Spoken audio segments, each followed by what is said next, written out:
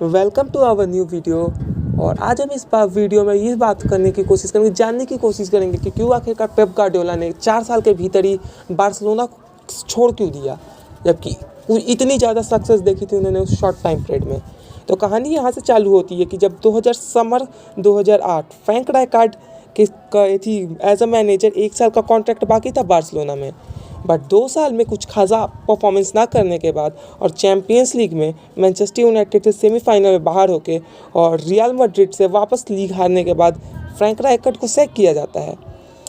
एक काफ़ी बड़ा गैप फिल करना था एज अ मैनेजर, तो बोर्ड काफ़ी ज़्यादा डिसीजंस के लिए बैठती है और दो नेम काफ़ी ज़्यादा चलते हैं, पेप गार्डियोला और जोसे मरीनियो। इसके पहले मैंने ये वीडियो बनाया कि कैसे पेप गार्डियोला बने मैनेजर बार्सिलोना के और जोसे मरीनियो को क्यों जॉब नहीं मिला। बट हाँ, जोसे मरीनियो को जॉब नहीं मिला और पेप गार्डियोला बनते हैं manager under presidency of Joan Laporta. वो जो पेप गार्डियोला जिन्होंने बार्सिलोना की उस ड्रीम टीम में खेला था और 1991 से 1994 तक कंसेक्यूटिव उन्होंने लीग जीता और एक यूरोपियन चैंपियन भी थे, और केवल मात्र 12 साल के मैनेजरियल एक्सपीरियंस के साथ, वो भी बारसा बी को मैनेज करने के बाद। अब टाइम आ चुका था कि बारसा के नए लड़कों को जो सीनियर टीम में खेल रहे हैं उन्हें मैनेज किया जाए। डैनी एल्वेज और जेरार्ड पीके और ढेर सारी साइनिंग के बाद उनका एथी चालू होता है स्ट्रिंग एज अ मैनेजर। शुरुआत के कुछ मैचेस डिसअपॉइंटमेंट होने के बावजूद भी बोर्ड उन पर ट्रस्ट करता है और हमने रिजल्ट देखा पहले सीज़न में सेक्सटुपल, वो भी उस समय जब उसके पहले 4 ही टीम थी केवल जिन्होंने ट्रेबल जीता था। ये काफ़ी अनइमेजिनेबल सीज़न था जो सक्सेस मिली उन्हें, और उसके अगले सीज़न उन्होंने अपना लीग डिफेंड कर लिया एक क्लोज मार्जिन से रियल मैड्रिड से, और स्पेनिश सुपर कप जीता और चैंपियंस लीग में भी सेमीफाइनल्स तक गए। वो टाइम था जब बार्सिलोना कंटिन्यूसली चैंपियंस लीग में काफ़ी बढ़िया कर रही थी। 2010-2011 सीज़न काफ़ी मुश्किल होने वाला था as José Mourinho arrived at Real Madrid. Ronaldo भी रियल मैड्रिड में आ चुके थे, काफ़ी मुश्किल था। बट 5-0 वाले उस मैच ने बता दिया था कि असली किंग कौन है और कौन ज़्यादा बेहतर फुटबॉल समझता है और टीम को खिला सकता है। उन्होंने वापस चैंपियंस लीग जीता, वापस मैनचेस्टर यूनाइटेड को हरा के, जैसा उन्होंने 2009 में किया था, बट एक डोमिनेट फैशन से।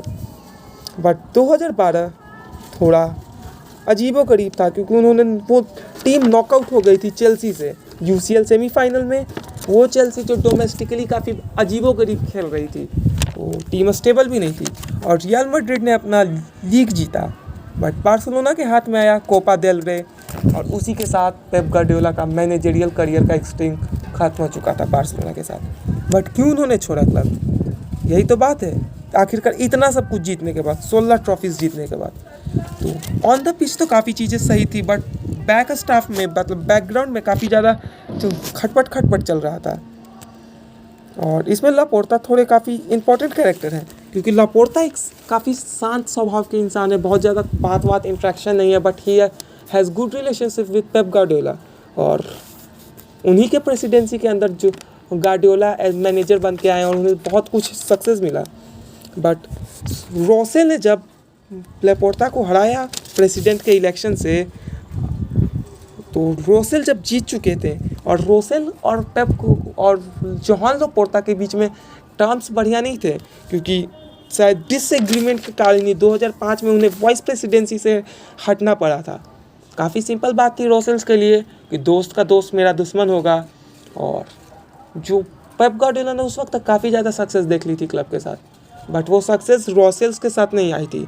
वो जब जोहान लापोर्ता प्रेसिडेंट थे तब थे, तो रोसेल्स को उतना पसंद भी नहीं था कि उनके साथ रहना, पेप के साथ काम करना।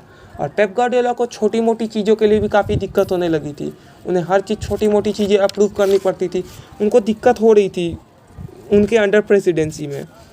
लेकिन वो अलग बात है कि जो रोसेल्स से जब पूछा गया, पेप गार्डियोला ने पूछा गया तो दोनों ने डिनाई कर दिया, और रोसेल्स ने पॉइंट किया फिंगर लॉकर रूम की तरफ, जो वो भी पूरी तरीके से गलत नहीं था। लॉकर रूम में भी काफ़ी कुछ सही नहीं था। एक बार पेप गार्डियोला ने बोला था, the day I see the light go out of my players eyes I know it's time to गो।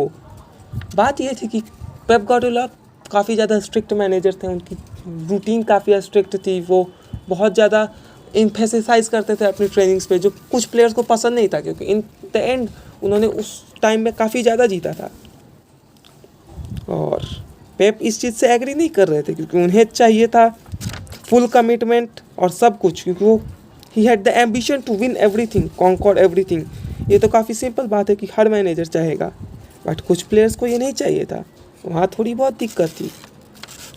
दो अच्छे दोस्त, जो दोस्त नहीं कहा जाए, दो अच्छे प्रोफेशनल्स जिनकी थोड़ी आइडियोलॉजी डिफरेंट थी, पेप गार्डियोला और जोसे मourinho। जब जोसे मourinho रियल मैड्रिड में, मीडिया ने एल क्लासिको को बहुत ज़्यादा हाइप किया, जो बेतु का प्रेशर बनता था। मतलब कई बार तो ऐसा हुआ कि मैच, एल क्लासिको के पहले मैच प्रेस कॉन्फ्रेंस में दोनों मैनेजर से out of the football questions पूछे जा रहे हैं, क्योंकि मीडिया को हाइप करना था फिक्सर को, ताकि काफ़ी ज़्यादा अटेंशन आ सके। पेप गार्डियोला जो केवल गेम को एंजॉय करने के लिए देखते थे, दूसरी तरफ जोसे मourinho जो फ्लो में आगे बढ़ जाते थे, बात बढ़ जाती थी।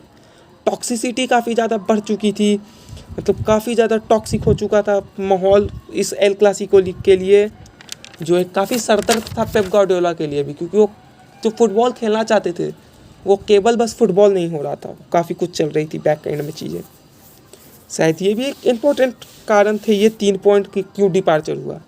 बट जब हम बात करेंगे 21 अप्रैल को, बार्सिलोना पहला लेग चेल्सी से हार जाती है। वो चेल्सी जो डोमेस्टिकली बढ़िया नहीं कर रही थी, 3 दिन बाद बार्सिलोना एक 2-1 के डिफीट झेलती है एल क्लासिको में, जिसमें कामा का सेलिब्रेशन आता है, आइकॉनिक सेलिब्रेशन उस रोनाल्डो का 2-1 का विन में रियल मैड्रिड के लिए।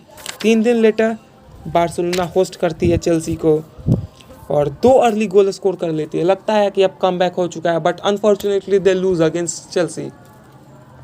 चीज़ें ख़राब हो चुकी थी, टीम थोड़ा स्ट्रगल कर रही थी, क्योंकि पेप गार्डियोला एग्जॉस्ट हो चुके थे। आखिरकार वो बहुत कुछ नया नहीं ला पा रहे थे टीम में, और जो पिछले 1-2 साल से उनका जो फ्रस्ट्रेशन था, जो दिक्कतें वो फेस कर रहे थे, इन द एंड वो बाहर आ गई और he decided to leave the club. जब वो क्लब से को छोड़ के जा रहे थे तो उन्होंने कुछ काफ़ी लंबा चौड़ा लाइन बोला था, जो ऑफ कोर्स मैं नहीं बोल सकता क्योंकि इतना इंग्लिश नहीं आता। मैं वो फीचर कर दूंगा स्क्रीन पे, आप पढ़ सकते हैं उसको पॉज करके। और उस तरीके से पेप गार्डियोला बार्सिलोना को छोड़ के जाते हैं as a most successful manager in Barcelona. ये डिपार्चर बस एक आधा कारण के कारण नहीं हुआ, ये बात तो क्लियर है। काफ़ी छोटे छोटे फैक्टर्स थे जो इसके कारण बने। कुछ प्लेयर्स जो थोड़ा ट्रेनिंग उतना स्ट्रिक्ट नहीं करना चाह रहे थे, स्पेशली द ब्राज़ीलियन वंस। और मीडिया जो फालतू में अननेसेसरी प्रेशर क्रिएट कर रही थी एल क्लासिको के लिए, और काफ़ी ज़्यादा प्रेशर था। बार्सिलोना जैसे जॉब काफ़ी हाई प्रेशर भी होता है, डिमांडिंग भी होता है, और Pep Guardiola out of energy भी हो रहे थे।